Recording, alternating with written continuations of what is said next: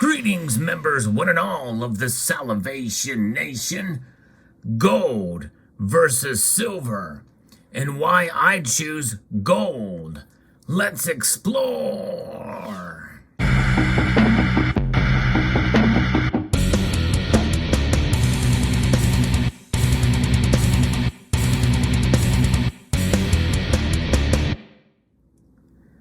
I have been asked on occasion recently by several members of the community as to which metal I prefer over the other.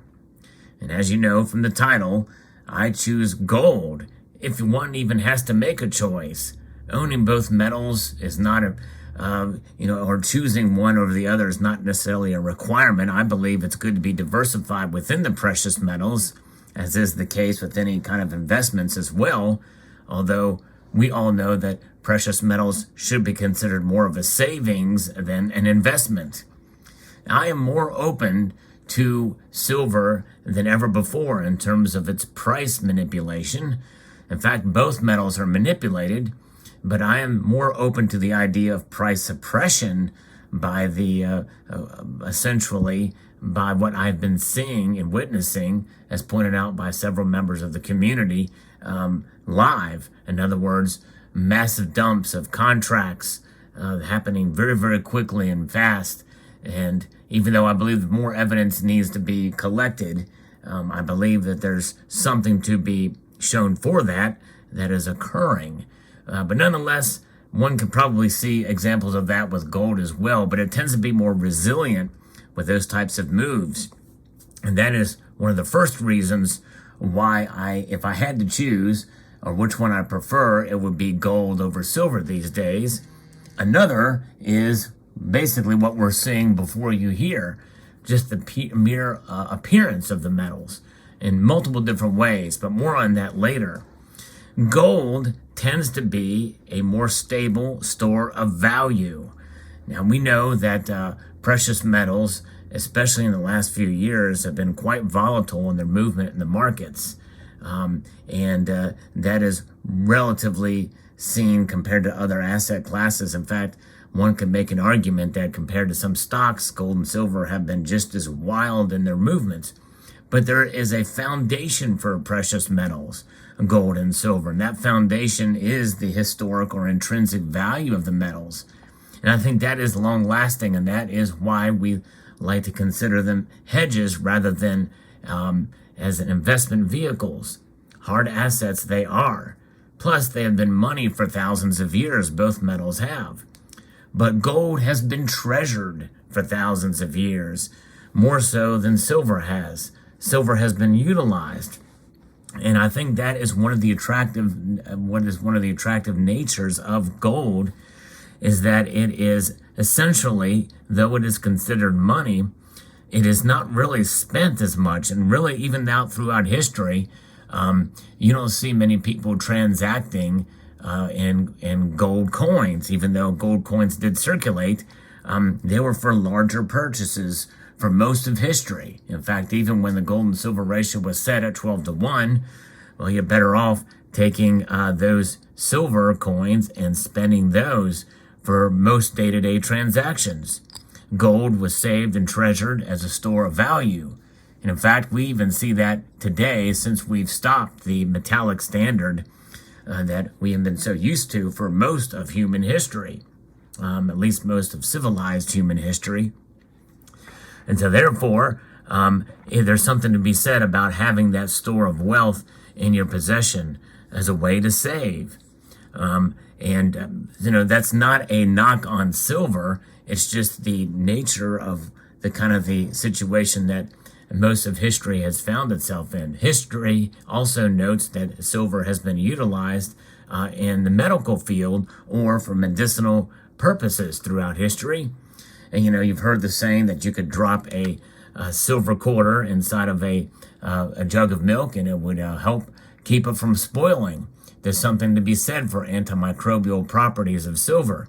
Even today, we have things such as colloidal silver that has been known to help folks. And so there's a lot of benefit and value to silver, but, the price movement, because of its uses, its variety of uses. It's the most versatile metal on the periodic table in terms of uses, and that is something that is to be accounted for in the price. It is priced as a commodity, as an industrial metal, more so than as a monetary metal, or as a store of value, or as a hedge. Hence why we see the price move more erratically than gold. It is tied to gold to some extent in terms of that price structure movement. That is certainly something that should be noted. And with that, we see it move typically more wildly. And so when gold rises, silver tends to, at least most of the time, move up even higher. So it has a great potential to increase and outpace gold at times, although we've not seen that happen much as of late. And in fact, we've seen more of the opposite case hold true. In other words, when gold drops, silver tends to drop even more, and sometimes even tank. During the pandemic, the beginning of the pandemic in March of 2020, we saw gold drop fairly dramatically as people ran to the safety of cash and in the paper markets, so that silver essentially came the closest to one could ever imagine of a crash in silver prices. They dropped to under $12 an ounce. Now, it did recover and more than recover all of those losses and then some, but nonetheless, it has not performed like many thought it would. And so a dramatic move both ways is a little discouraging, especially for medium to long-term holders of silver, which is why in 2017, I started to see some of these trends even long before the pandemic with silver, and I decided to focus more on gold, for that as being one of the reasons. Now let's get to the physical reasons, the physical attributes of the metal compared to gold. Look at the metals. Look at these two coins. I purposely chose gold and silver maple leaves for this because it's the same design on both coins, and you can see the beauty and the luster of both of those. Silver is the most illustrative metal out there, hands down, no question about it. Silver has got quite an appeal to it that's quite attractive. There's no mistaking that. But gold does too in its own way. It is the only yellow metal out there, so it is quite attractive. It does not react to the environment. It does not tone. It does not milk spot like silver does. So that is an attractive nature of it physically that I find a little more appealing than silver. Even though silver is more reflective and it can be very brilliant, and some people like how silver can tone at times. There is a whole world of collecting around toned silver pieces out there, especially with Morgan dollars and older collectible coins. It's quite amazing. But nonetheless, it's not really as much of an appeal to me as it is to others, but I understand that appeal for sure. But nonetheless, silver does react to the environment, whereas gold does not. And I think that is an attractive quality to it. And that is part of the reason why I think, as well as some of the store of value of being a more stable store of value, and in terms of the size, these are both 1 ounce coins that you can see here. Both being 1 ounce coins, look at the size differential in them. Gold is about twice as dense as silver, and this is why the coin being 1 ounce is much smaller in diameter and then the silver maple leaf here in this particular case. But it is the case with all gold versus silver coins, and so therefore gold being much more rare than silver, it comes out of the ground at about 8 to 9 to 1. In fact, most of the ratios that have been set by governments throughout history closely tied to the ratio of silver to gold as it comes out of the ground, or to its rarity of it coming out of the ground at any point in time. The United States government set it at 15 to 1, and I think there was a reason for that. So it's that is something that is quite appealing, I think. Why I think it's a good idea to have some gold in your stack and to hold it, and why I prefer it, because of the rarity compared to silver, and it packs a lot more value in a smaller size, even if you do it ounce per ounce. And so that is an attractive quality for storage. And obviously, central banks around the world see that benefit as well, which is why they have decided to accumulate and store gold rather than silver. Silver is more expensive to store. In fact, when you take into account buying these precious metals, the mere physical properties of them, in fact, if you look at these coins here, they're the same design and probably cost about the same to produce. There may be a slightly higher cost for gold. I don't know. My guess is probably not, which means that the manufacturing cost, when taken into account to a premium, is the same, which means you're going to get a better value when buying gold just on that alone.